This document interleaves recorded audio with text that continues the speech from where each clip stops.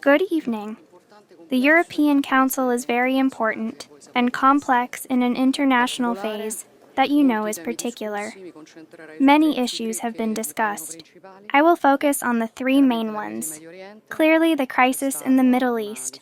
There has been a very broad discussion on the basis of the position of the European Union. You know that the countries of the European Union are not directly involved in this conflict and are instead committed to building, on a diplomatic level, the possible paths for an escalation. Clearly, this has been a major part of our debate. We also talked about this with the Secretary General of the United Nations, Guterres, today at lunch. We also discussed the issue of the crisis of multilateralism. After that, we asked ourselves about various things that concern us. The issue of energy security is also part of the Council's conclusions. We also asked for a moratorium on attacks on energy infrastructures, which, as you have seen in the last few days, clearly needs to be particularly concerned.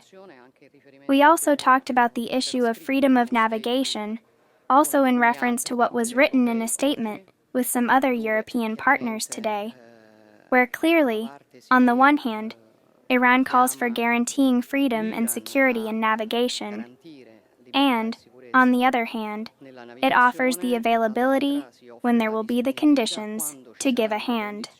Now on this I want to be clear because it seems to me that, in short, there have been some forced interpretations. Obviously, no one thinks of a military mission to force the blockade in the Strait of Hormuz. What we are questioning is when there should be the conditions, but reasonably in a post-conflict phase, how we can contribute, clearly in accordance with the parties, to guarantee and defend freedom of navigation.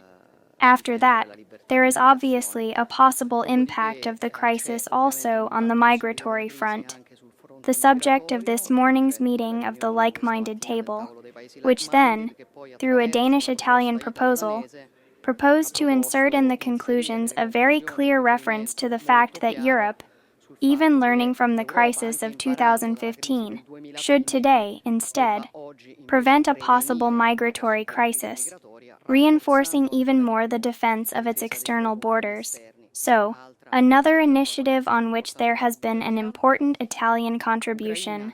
Ukraine, obviously reiterated by the European Council, the support to the invading nation at 360 degrees. Obviously, most of the discussion revolved around the blockade on the loan of 90 billion from the Hungarian side. Here, too, I have read quite bizarre reconstructions on what I would have said. So I am happy to share with you what I have reiterated, because I had already said it. I believe that the situation is solvable. I believe that to solve it, flexibility is needed, let's say, from both sides. So on the one hand, it is necessary, from my point of view, to reopen the gas pipeline in Druzhba, and on the other hand, automatically, the 90 billion will also be unblocked. So I think that, let's say working together, we can find a solution. And Italy, as always, is available to lend a hand to look for a solution on something that is particularly close to our hearts. Because I think you all remember how much Italy has spent to obtain the loan of 90 billion in one of the last European Councils for Ukraine. The central issue on all of this European Council, for Italy at least, was the issue of competitiveness and energy prices. You know what position we have reached in this Council, pointing out, let's say how, in a situation that is clearly becoming even more complex in this phase, certain European rules end up impacting asymmetrically on the member states, and the need that we have for these asymmetries to be resolved. In the end, after a long discussion, we were able to bring to the Council's conclusions the possibility of giving life to urgent national measures that would be able to mitigate the impact of the various components in the formation of the price of electricity, including ETS, which clearly allows us, from Monday onwards, to work with the Commission on the basis of our Belletti Decree. and this, immediately, was very important for us. After that, on the medium term, there is obviously the issue of ETS revision. I think that this discussion today has been very useful, very long, but very useful also to help us, the member states, to understand each other's position. There is an issue of ETS revision, that is, how to structurally resolve these, let's say, disproportionate impacts, which are not balanced between nation and nation, after a whole day of speaking in English, which are not balanced between nation and nation. And so, this is another work that must be done in the medium term. And by medium term, we mean that, in our opinion, in the next European Council in June, concrete answers should already be given. So, even on the subject of prices and energy, which for me was the most important thing today, we were able to bring home the result that was, let's say for us, irrevocable. And so I am, let's say, satisfied with this long European Council. I'll stop here. On the Polezzi Decree, are you at this point confident of a free way for the Commission? We clearly need to have a treaty. We need to go into the details. But yes, I am confident that we can have a free way for the Commission. On the cut of emissions on fuel, in the meantime, what do you feel to respond to those oppositions who have said that it is an electoral measure, a few days from the vote, and then, after 20 days, it was necessary to find new coverages? Well, clearly, it depends on how the crisis evolves. The reason why we did it for a limited time, obviously, it is not an electoral question. It is that we do not know what the timing is. We do not know what the fluctuation of oil prices is. And therefore, before putting resources that could not be necessary, we wait to see how it goes. And then, if it is necessary, obviously, depending on how it goes, we will adjust the shot. On the opposition, I do not know what to say. I take note that they would have preferred that we did not do it, but it seemed to me that they too had asked for it, because in the measures that we considered yesterday, there are also the famous mobile fires that the opposition has asked us for. Now they have changed their mind, because otherwise it is an electoral decree, so I do not know what to say, because it does not seem to me that they have very clear ideas.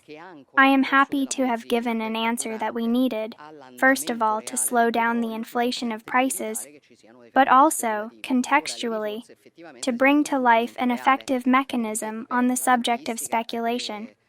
Because the problem when these resources are spent in this way is that, clearly, spending money, which are contributors, I want to be sure that those resources do not go to those who speculate on the crisis. So one thing is the increase in the price of oil, and one thing is, let's say, the recharging of speculation. So doing it, contextually, to a serious mechanism that anchors the price of gasoline, of fuel, to the real trend of oil, allows us to avoid that there are speculative phenomena, and then the resources actually focus on the real increase. After which, I repeat, the timing. Let's see what the timing will be. And before the expiration of the 20 days, clearly we will question ourselves about what to do. Prime Minister, you said earlier that you understand Prime Minister Orban's view on Ukraine.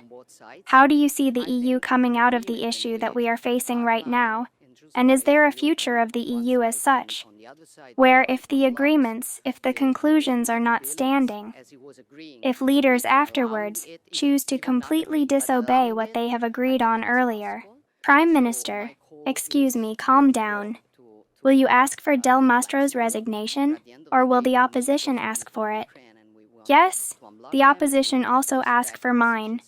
After which, in the case of Del Mastro, I want to say one thing. I read that Secretary Schlein knows from the press that I knew this thing for a month, which amuses me a lot, because I discover the story of Del Mastro from the press, and I discover from Schlein, who read it on the press, that I knew it for a month. And perhaps we should also question ourselves about a certain way of doing journalism, given that I learned it from the press, and therefore I could not know it for a month. I don't know what Schlein read, but surely he read a fake news, because that's what we're talking about. Going back to the story of Del Mastro is challenged for having taken quotas in a restaurant with uncensored associates, and for having, when he discovered that not one of the associates, but the father of one of the associates, had problems with justice, he sold those quotas.